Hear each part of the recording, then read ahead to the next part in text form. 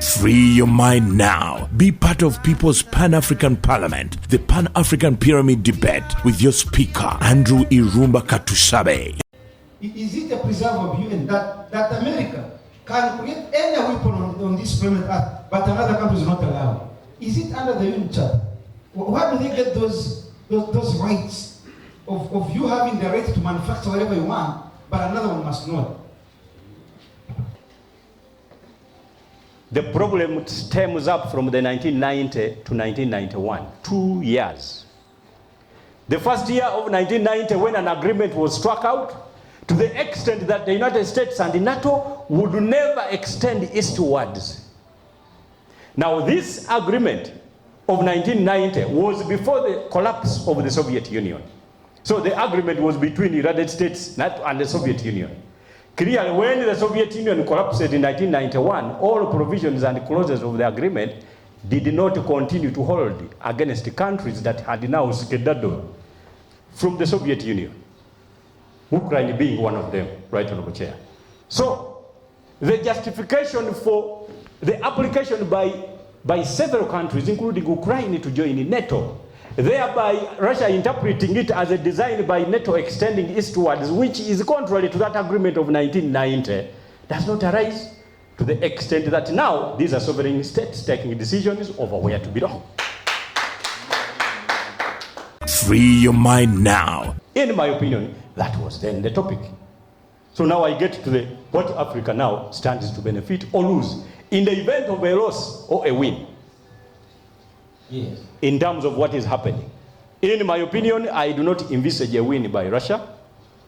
Even when I really have a lot of admiration for my brother Putin. But in the event of a loss, I know that a state of ungovernability is going to be established in Russia, and probably pursuant to agitations by Russians that will be actually propelled and promoted away from Russia, might have to remove him and probably have him incarcerated, this time if he does not kowtow properly to the established world order. We may not get there. They are all being incited now to get to the drawing table, to talk peace. Because now everybody is threatening that my fingers at the node of the nuclear weapon are getting very close. Now, of course, with such threats, anybody will get now to the talking table. Because these world powers, it will be the last decision to actually touch the nuclear weapon node. In my opinion, then, talks may be established, but sanctions may not be removed. If Russia, on the other hand, becomes the victor, factors and combinations are going to change. The factors and combinations in terms of what we call democracy in Africa are going to change. All leaders that are now leading Africa will begin to think that actually political parties, elections, and all that kind of nonsense was foreign imported. And to that level, we must not waste any more money conducting elections. Instead, we have banned the politics, and the presidents will declare themselves just chairmen of development of countries who are not the subject of election anymore.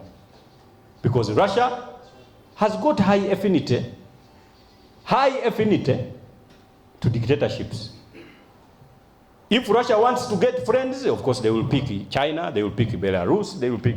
It is very unlikely that you can be very friendly to Russia if actually your date of exit as a president is known. I had a brother here, I think it is him, who generated an analysis here that Africa as a continent itself can feed all countries.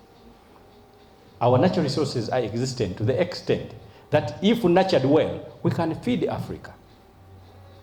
Why don't we do so? Free your mind now. America prides itself with a population of over 300 and something million people. But now when you look at the East African community, close to 140 million people, with the addition of the Democratic Republic of Congo, which is 89 million people, you know that if we merge the Central African Republic with a little population of around 6 million people, Somalia, as has always been, including of course Zambia that had already applied before the collapse of the regional East African Community, we can get a population that actually matches the population of the United States of America. But populations alone can't be called markets except if one has raised the GDP per capita of a country. So, Right Honorable Chair and members that are here, I can safely tell you that the African nations now need to fasten, tighten, and increase economies of integration. Thank you so much, Mr. Kojo from Ghana. Thank you so much, Mr. Manfred Ekipe, civil rights lawyer from Nigeria. And I thank you so much, our main panelist tonight, Honorable Fred Mukasa, Mbidde, an international human rights lawyer as well. Thank you so much, the audience, Makerere University students, Metropolitan International University, UMCAT, and all of you, the general public that joined us here at Fairway Hotel. This debate continues next Friday. Ladies and gentlemen, that has been the Pan-African Pyramid Show here at Fairway Hotel. And we say, don't agonize, but organize.